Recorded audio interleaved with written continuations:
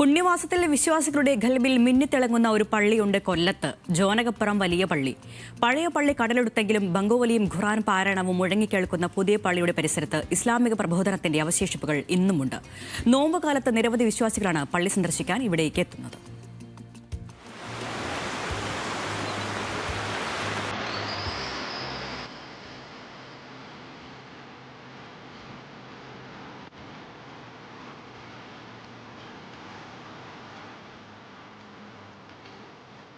അറബിക്കടലിനോട് ചേർന്ന് ആയിരങ്ങൾ സുജൂദ് ചെയ്യുന്ന ജോനകപുരം പള്ളി. ഇവിടെ വീശിയടിക്കുന്ന കാറ്റിൽ പോലും വിശ്വാസത്തിൻ്റെ നനവുണ്ട്.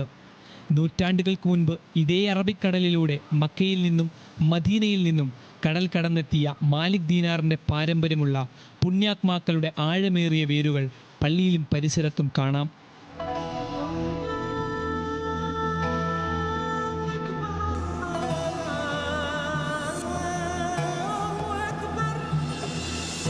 ആറാം നൂറ്റാണ്ടിൻ്റെ പാരമ്പര്യമുള്ള ജോനകപുരത്തിൻ്റെ ആ പഴയ പള്ളി ശക്തമായൊരു മഴക്കാലത്ത് തിരമാലകൾ വിഴുങ്ങി.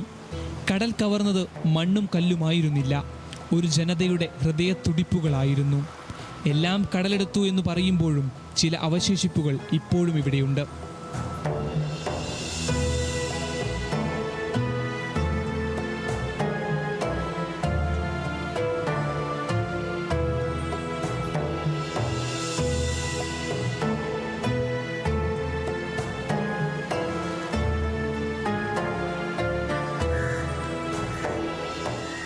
പഴക്കമേറിയ പള്ളിയുടെ മിനാരങ്ങളുടെ അവശേഷിപ്പുകൾ, പ്രവാചക കുടുംബത്തിലുള്ളവരുടെ കബറിടങ്ങൾ എന്നിവയും ഇവിടെ കാണാം.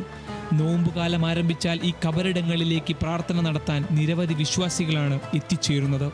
പുരാതന കാലം മുതൽ തന്നെ അറബികൾക്ക് കേരളവുമായി ഒരു വ്യാപാര ബന്ധമുണ്ടായിരുന്നു. ആ വ്യാപാര ബന്ധത്തിൻ്റെ അടിസ്ഥാനത്തിൽ അവർ ഇവിടേക്ക് വരികയും ഈ കൊല്ലം കേന്ദ്രീകരിച്ച് വ്യാപാരങ്ങൾ നടത്തുകയും വ്യാപാരത്തിന് ശേഷം അവർ അൽ ഹിന്ദ് എന്ന് ഈ നാടിന് പേര് നൽകുകയും ചെയ്തിട്ടുണ്ട്. പിന്നെ അതിനുശേഷം കാലഘട്ടങ്ങളിലായി സൂഫിയാക്കൾ, ഔലിയാക്കൾ യമൻ എന്ന് പറയുന്ന പ്രദേശത്ത് നിന്ന്, ഹദർമൗത്തിൽ നിന്നൊക്കെ ധാരാളം ഔലിയാക്കൾ ഈ കേരളത്തിലേക്ക് വരികയും അങ്ങനെ ഇവിടെ ഡെവലപ്പ് ആവുകയും മുസ്ലിങ്ങൾ തിങ്ങി പാർക്കുകയും ചെയ്ത ഒരു ചരിത്രമാണ് ജോനകപുരത്തിനുള്ളത്. കടൽ പ്രക്ഷുബ്ധമാകുമ്പോഴും കാറ്റനുകൂലമല്ലാതെ കരയിലേക്ക് വീശുമ്പോഴും മത്സ്യത്തൊഴിലാളികൾ ഇവിടെ എത്തി തൊഴുന്നത് ഈ പള്ളിയുടെ മിനാരങ്ങളെ നോക്കിയാണ്.